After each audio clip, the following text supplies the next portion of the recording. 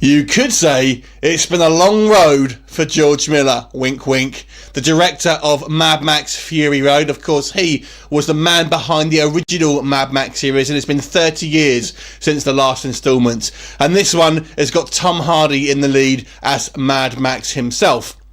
But this is obviously a bit of a different take from what we've seen all those years ago.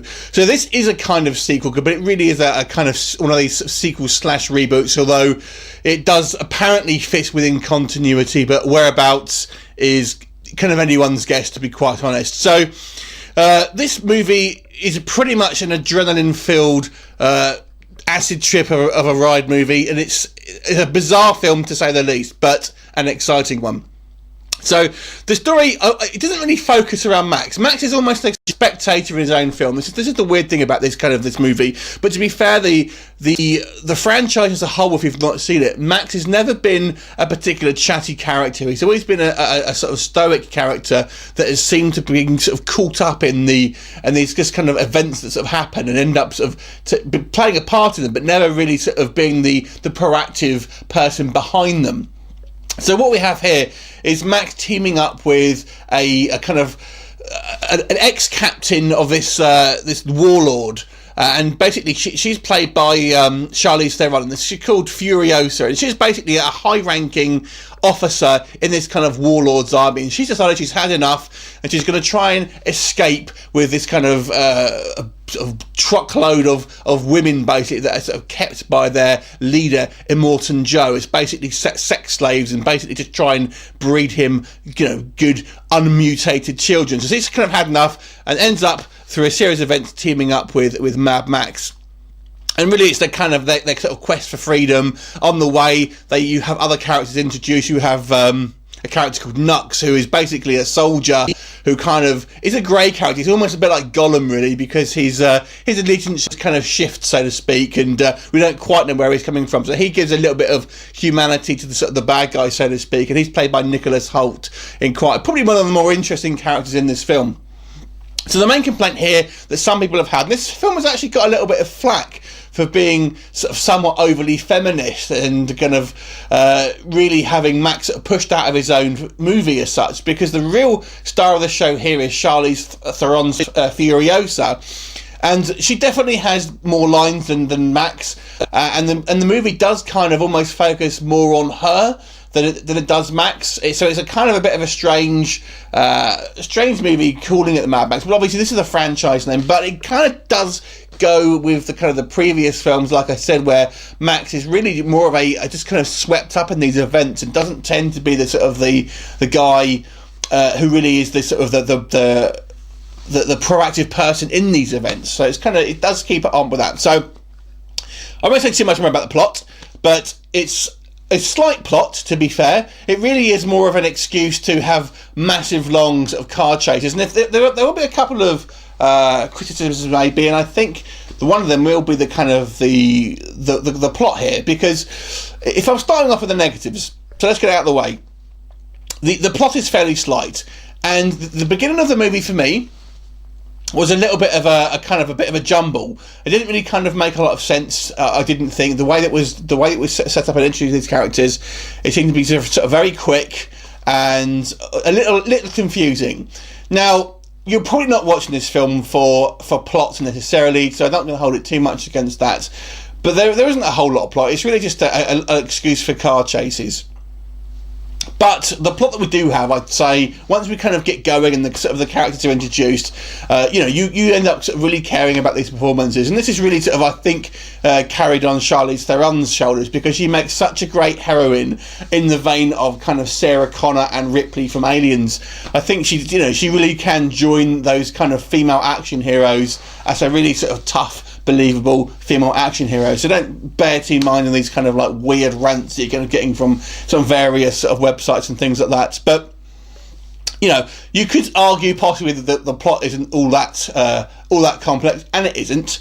I guess the other problem I have with this movie is Tom Hardy. So this is a bit of a complicated one to explain. So the first thing is you have to bear in mind, like I've just said, the way these movies are presented, that Max is almost an unwilling participant in his own movies.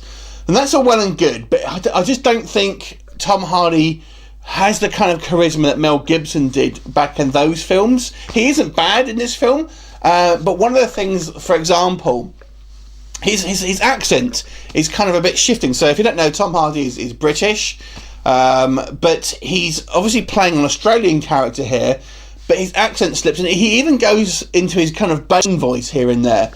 And speaking of the kind of the voices, I do find I couldn't really understand some of the things that were said here. I mean, I saw this film in IMAX, so I should have been able to hear every word, but some of the kind of the dialogue is a little bit kind of muffled, I found. I don't know if anyone else found that, or maybe I'm just going deaf. There you go, age can get to me, but who knows. But to me, I don't know, it kind of was a little bit difficult to make out what people were saying. So, what do you think of it? I thought it was really good. Yeah, actually, I really enjoyed it. We saw it in 3D at the IMAX, just to let you know. And I thought it was actually quite worth it, to be honest. Yeah, it's one of the films. I'm not a huge fan of 3D, I've got to say, but this was one film where I do think it does benefit of it. Yeah, no, definitely. I thought it was really good. I like the fact that I've not watched Mad Max in quite a number of years, but I remember Thunderdome very well. And I think stayed true to a lot of the quirky, unusual, pretty odd characters. The vehicles were pretty cool. I liked them quite a lot, actually. I thought lots of souped up, old, bashed up cars. I thought it was awesome. I kind of felt like there was... It's obviously a very visually stunning film. The effects are amazing, and I felt like it kind of dragged on quite lengthy, and I was like, oh my god, when you kind of skip to the end. But then I kind of, the bits that I kind of thought of when they were dragging, and then you got to the action again, I kind of thought, oh, brilliant. At least I'm glad there's more action in it. But I think that was really my only negative. Okay, was that really? To be fair, for me personally, I was never bored in this movie. I didn't personally found it drag for me. But let's talk positives, because this film has a lot of positives. So this film is beautiful. It's absolutely a beautiful film to see.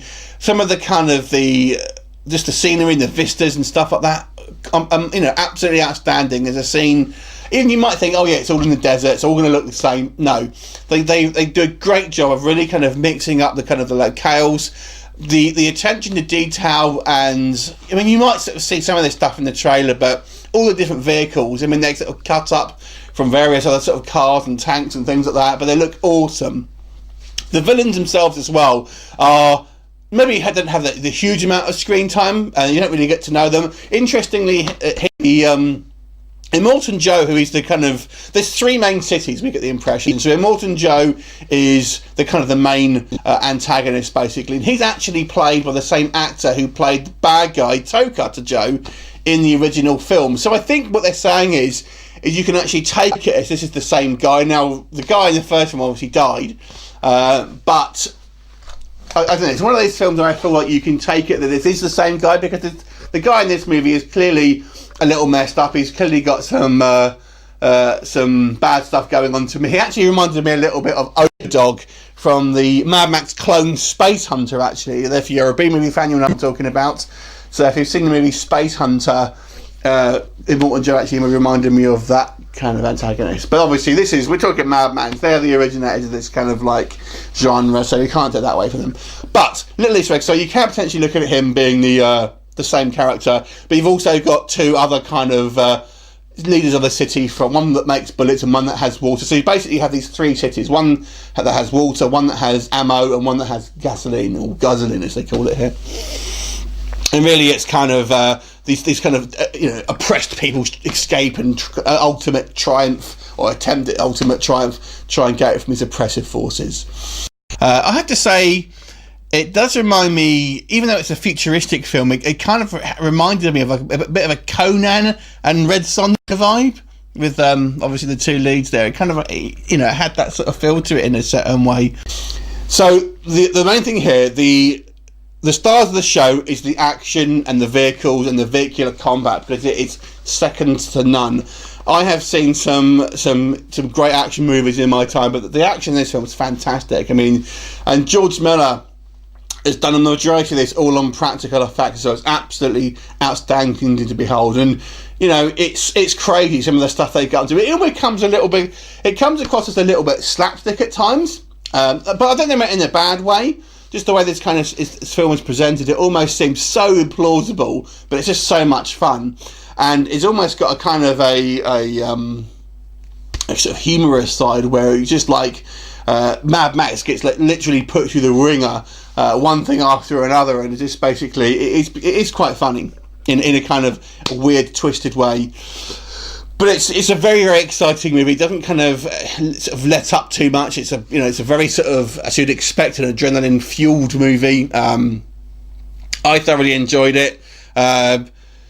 It's not. I don't think it's a perfect film, but it's very. I think it's not far off it. I'm going to give this movie an 8 out of 10.